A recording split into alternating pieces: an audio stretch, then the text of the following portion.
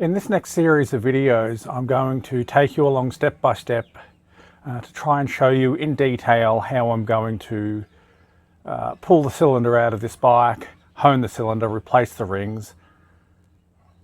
Now, I've pulled this top end apart before. I'm reasonably confident I know what I'm doing, but half the reason I record this stuff is if I make a mistake, I can go back and see what I did wrong.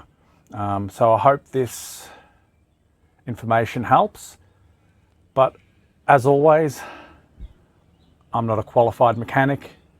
Don't do what Nick does.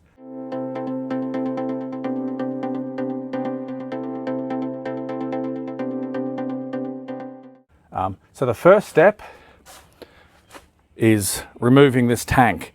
Now, it's not as simple as just plucking one line and undoing one bolt. It is quite a complicated process. So with no further ado, let's get into it. We remove the seat. Then we remove the side panels by removing this screw on each side and just plucking the panels off.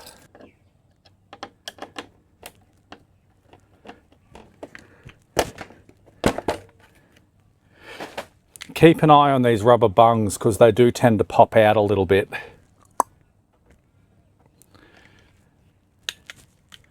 Now, where possible, I like to thread as many of these into their original spots as I can. Coming around to the other side now, and it's the exact same process.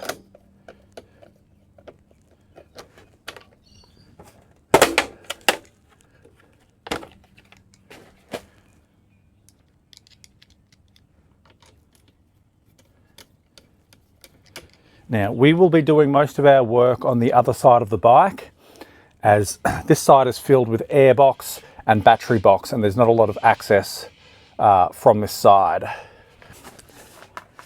The next step is removing this bolt with a 12mm socket.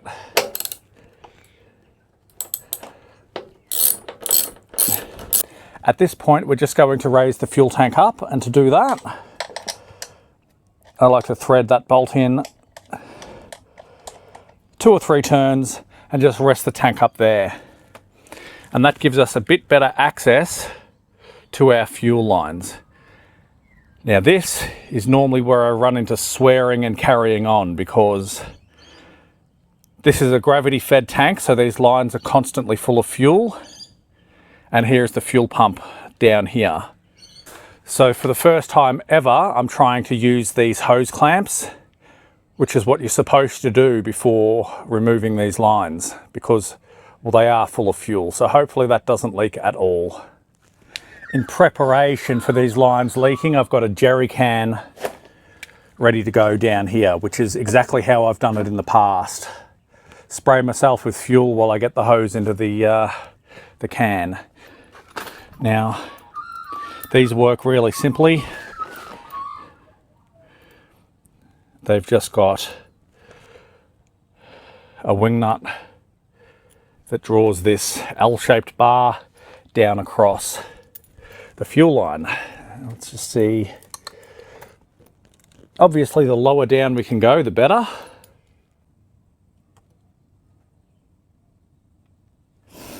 Now, fingers crossed, this is not going to leak everywhere. It shouldn't be so tight that you put cracks in the hose, but it should be just tight enough to pinch it.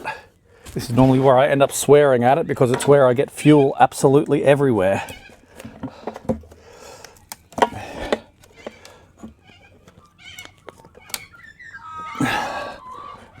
All right, I need to get a flathead screwdriver to lever that hose up. Okay.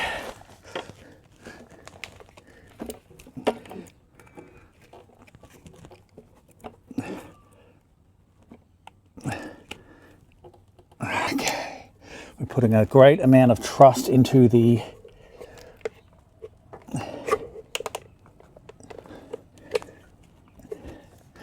hose clamp here.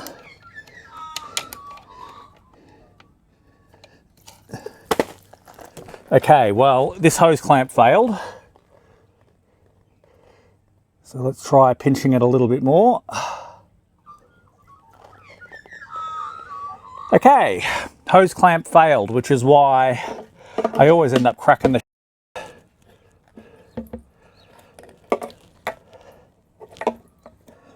Alright, so let's just undo that. We're going to do this the yucky way.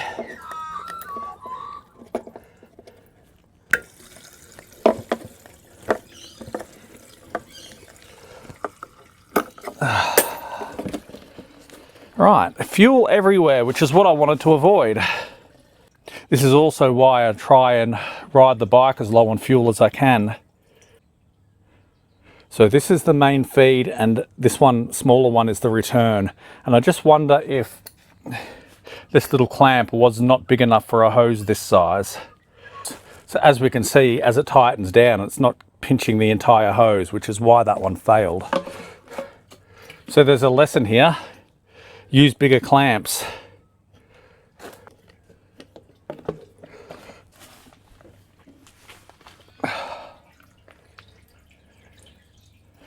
Don't do what Nick does.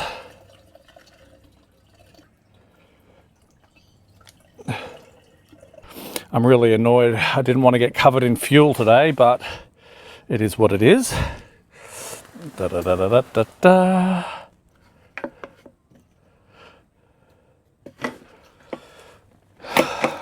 Right.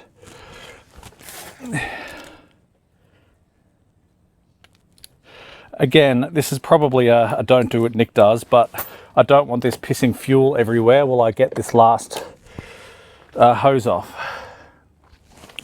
Speaking of clamps, where did I drop it?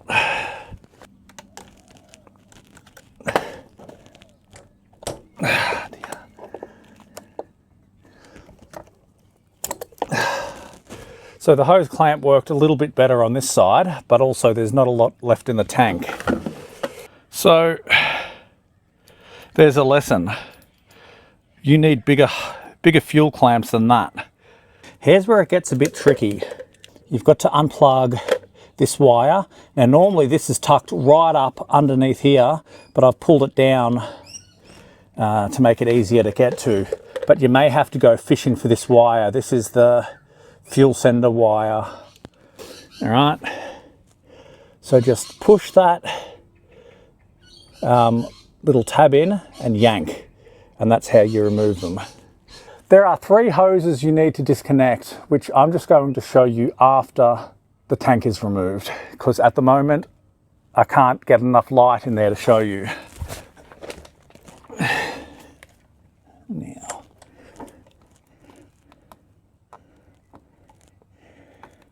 one, come on, you bastard. 2. Now, I will bring you around this time. The 2 that I unplugged, I plugged from the tank itself. There is one more. It's right here, and it's easier to disconnect and connect from down on this side. There it is.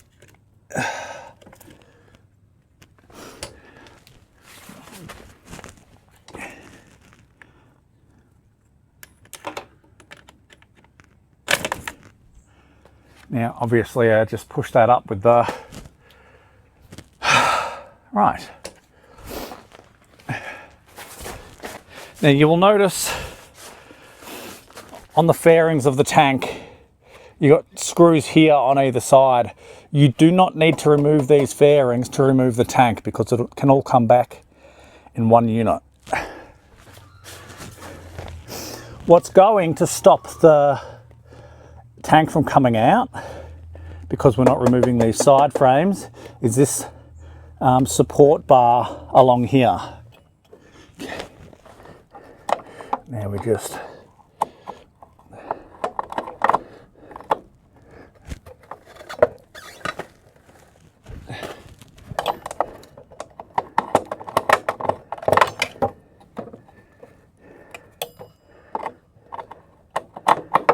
now wrapped around here, that is my oxygen sensor wire, and I think it's not necessary to remove the horn, but because I'm getting into the engine, I want to remove all of this completely anyway. So I'm going to go ahead and take the bottom one out for the horn too. I have actually removed all of these. I have actually replaced all of these because they have vibrated loose on me in the past.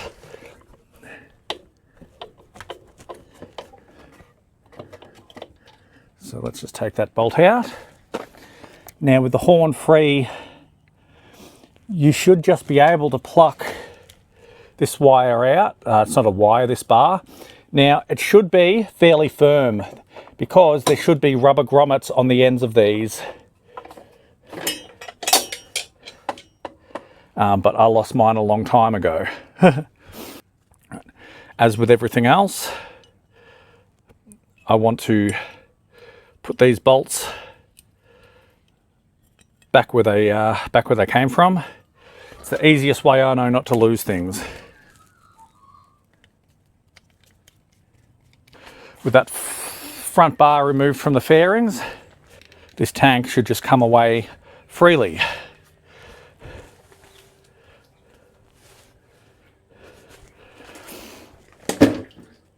Just like that. So with the tank removed, the hoses I had to disconnect. This is the evaporation purge control. So the hoses came from here, here, and this is the one that I disconnected from closer to the engine. So this tank's about as empty as it can be.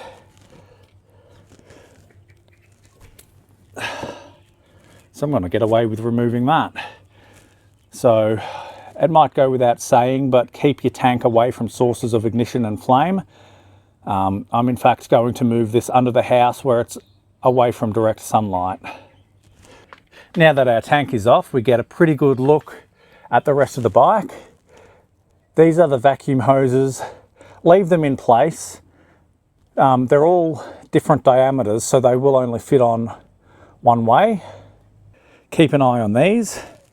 These are what hold your fuel tank in place. If you feel more comfortable taking them off and putting them somewhere safe, do that.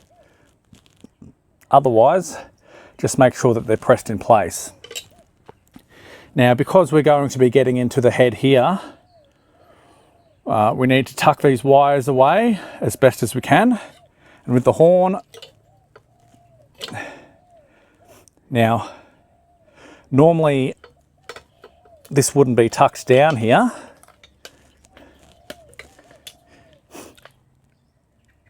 You would have to disconnect this anyway. This is the oxygen sensor for the exhaust. Rather than remove the whole sensor, it's easier just to unplug it.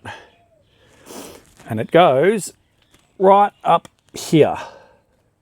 So for the purpose of this, we're going to leave that just hanging down, and we're going to just try and tuck the horn away. Just loosely tuck it up out of harm's way. It'll be fine there. So that was it for how to remove the fuel tank. I hope that was helpful. I normally don't record that because I spill fuel all over myself, much like I did today, and I end up swearing and carrying on. You are supposed to use fuel clamps, like line clamps on the fuel lines. The ones I bought weren't nearly big enough because this one here. So in my next installment,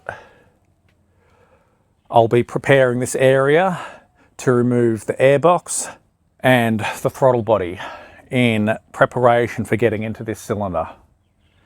So thanks for watching, and we'll see you in the next one.